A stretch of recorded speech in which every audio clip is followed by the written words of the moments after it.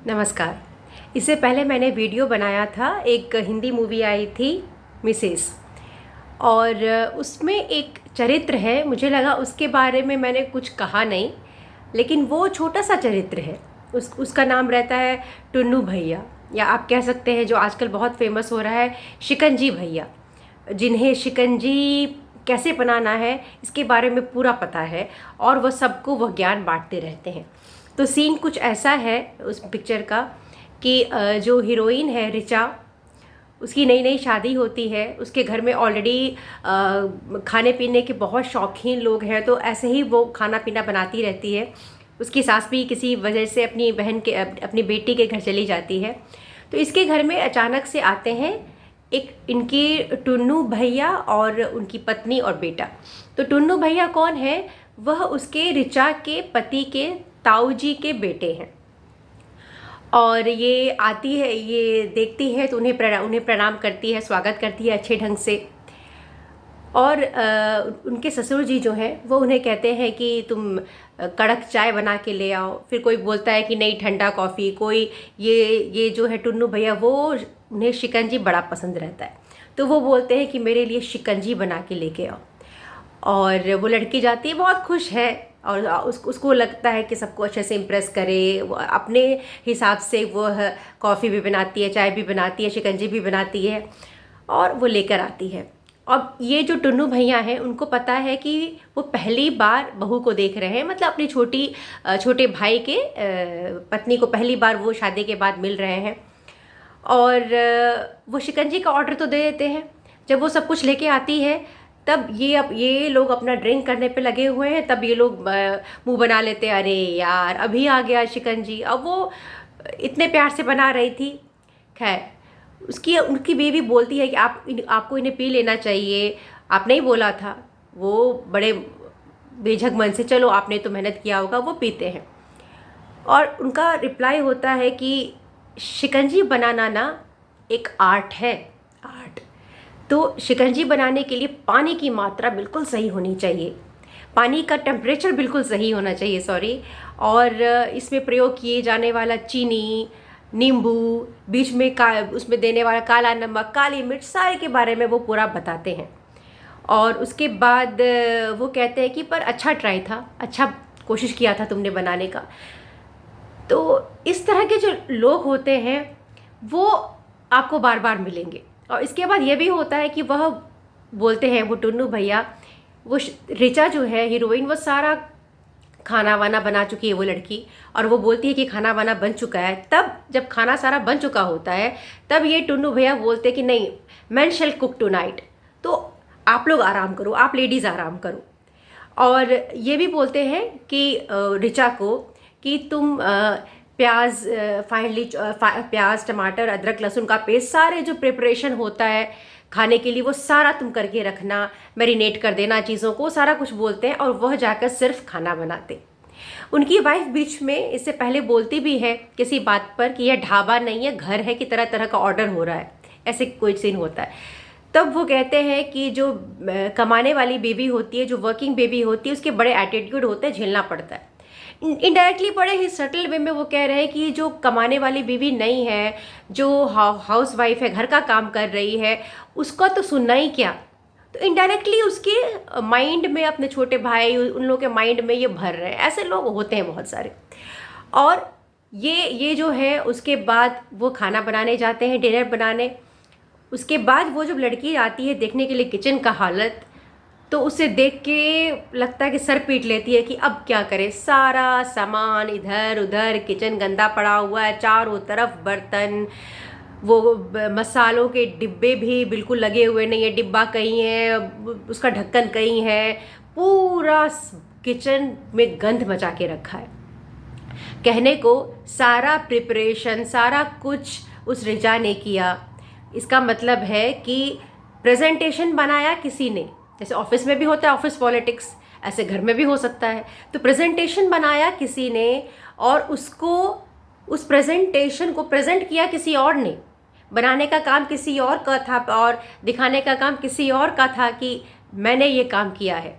तो वो सारे इस प्रोसेस में वो लड़की बिल्कुल ही साइड हो जाती है, वो सारा काम कर भी रही है पर कहीं दिख भी नहीं रही, कहीं नहीं उसका उसका उसका जो वो काम कर रही है, उसका जो कंट्रीब्यूशन है, वह कोई सब नज़रअंदाज करते जा रहे हैं। इसके बाद में वो जो टुन्नू भैया हैं वो बर्थडे पार्टी में आते हैं, फिर से उनका शिकंजी का दिव्य ज्ञान शुरू हो जाता है। फिर से वो कहते हैं कि शिकंजी में ऐसा होना चाहिए, मैं तो हर चीज़ का शिकंजी बनाता हूँ। ये खाली ज्ञान बांटते हैं, बनाते कभी खुद से नहीं है। इन्हें शिकंजी बनाने से भी प्रेम नहीं है ऐसे इंसान को, क्योंकि जिस दिन वो उनके घर आए थे और उन्होंने बोला था कि आज वह खाना बना रहे हैं, मैन शैल कुक टुनाइट, उसके बाद उन्होंने बोला कि वो शिकंजी बनाएंगे, पर बाद में वो सबका कोई मतलब नहीं, वो नहीं जाते हैं। बाद में भी वह शिकंजी प्रकरण बोल रहे हैं, शिकंजी ऐसे बनता है, शिकंजी ऐसे बनता है, पर बनाने में उसको कोई इंटरेस्ट नहीं है। वो एक बार भी उठ के कभी इसमें दिखता नहीं कि हाँ, जिस आदमी में इंटरेस्ट होता है कोई चीज़ का, उसको मन करता है कि मैं खुद से बनाऊं। शिकंजी से भी प्रेम नहीं है, किसी से प्रेम नहीं बनाने में, खाली ये है कि दूसरों को कैसे तंग किया जाए, दूसरों को कैसे नीचा दिखाया जाए। और कुछ ऐसे इंसान होते हैं जिनके अंदर इतना खालीपन होता है, इतना खालीपन होता है कि उनको भरने के लिए उनकी ज़िंदगी में कोई सार्थक उद्देश्य नहीं होता है। जब कोई सार्थक उद्देश्य ही नहीं होता है तो वो इंसान किस चीज़ पे बात करेगा। यही शिकंजी बनाना में ये नहीं बोल रहे हैं कि कोई ठीक है जिसमें कला की बात नहीं है, पर उस इंसान को उससे भी प्रेम नहीं है, क्योंकि उठ के तो कभी उसने बनाया नहीं, खाली ज्ञान ही बांटने वाला काम करता है। तो ये दिखाता है कि वह इंसान जो बड़े ही सटल वे में दूसरे के परिवार में जाता है और उससे एक तरह से नीचा दिखाने का कोशिश करता है वहाँ के सदस्यों को, और एक तरह से ऐसा दरार क्रिएट करता है जो दिखता नहीं है पर वो क्रिएट करके चला जाता है। तो इस तरह के कई इंसान होते हैं, वो बड़े ही सेल्फ सेंटर्ड, जिनको अपने बारे में ही सोचना है, अपनी चीज़ें पूरा करना है, भले ही दूसरे का इससे कितना भी नुकसान हो रहा हो, दूसरा थक रहा हो, दूसरे को परेशानी हो रहा है, दे जस्ट डोंट केयर। उनको कोई इससे मतलब नहीं है। उनको ये है कि मेरा काम हो जाना चाहिए, अब मेरा नाम भी होना चाहिए कि मैं कितना महान हूँ, मुझे कितना कुछ आता है। वो सेंटर ऑफ अट्रैक्शन बनने का भी कोशिश करते हैं। तो ये लोग क्या होते हैं, बड़े ही सटल वे में आते हैं, लोग दूसरों के लाइफ में दरार क्रिएट करते हैं, प्रॉब्लम क्रिएट करते हैं और चले जाते हैं। उनको लगता है कि मैंने कुछ नहीं किया, बट ऐसे लोग बहुत ही हॉलो, उनके मन में खुद के लिए उनको कुछ भी नहीं है, उनके पास कुछ भी सार्थक उद्देश्य नहीं है जिसे वो कर सके, और इसीलिए वह ऐसा करते हैं कि दूसरों को नीचा दिखा के, हम अपना स्मार्टनेस दिखा के कि हम ऐसे महान हैं, दूसरे को नीचा दिखा के उन्हें खुशी मिलती है। उस व्यक्ति ने ये बिल्कुल नहीं सोचा कि वो लड़की नई नई आई है इस घर में और मैं उसका जेठ हूँ, मैं किस तरह से बोल रहा हूँ, किस तरह से मैं बात कर रहा हूँ उससे। और ये सेल्फ सेंटर्ड इंसान है, इनसे आगाह रहना चाहिए। वो सबकी लाइफ में कभी ना कभी आते हैं, इनको बिल्कुल इग्नोर नहीं करना चाहिए। इन्हें समझना चाहिए कि किस उद्देश्य से क्या कर रहे हैं। और जो इसमें गलती ऑफ कोर्स उसके फैमिली वालों की है, ऋचा के फैमिली वालों की है, उसके पति की, ससुर की, जो देख रहे हैं कि उसकी बीवी के सामने ऐसा उसको नीचा दिखाने का कोशिश कर रहे हैं पर कुछ भी स्टेप नहीं ले रहे हैं। एक होता है ना कि झूठा सेल्फ इमेज, अपने इस सोसाइटी में बहुत है कि सेल्फ इमेज मेरा अच्छा हो, भले मैं कुछ करूँ ना करूँ बट दूसरों के सामने इमेज होना चाहिए। अगर मैंने अपनी वाइफ के लिए अगर कोई ने स्टैंड ले लिया या वाइफ ने हस्बैंड के लिए स्टैंड ले लिया तो लोग उसको बोलते हैं कि अरे वो अपना ही कैसा बंदा है, कैसी है, वो अपने हस्बैंड के लिए ऐसा बोल रहे हैं, अपने वाइफ के लिए ऐसा स्टैंड लेना, वो भी एक तरह से मजाक का विषय बन जाता है। परंतु यह सब चीज़ें जो होती हैं वो कहीं ना कहीं धीरे धीरे एड ऑन्स होती है जो आपकी लाइफ के, आपके रिलेशंस को ख़राब कर सकता है। तो इनको ध्यान देने का ज़रूरत है। दूसरा, खाना बनाना बहुत अच्छी बात है, एक सेवा का चीज़ है।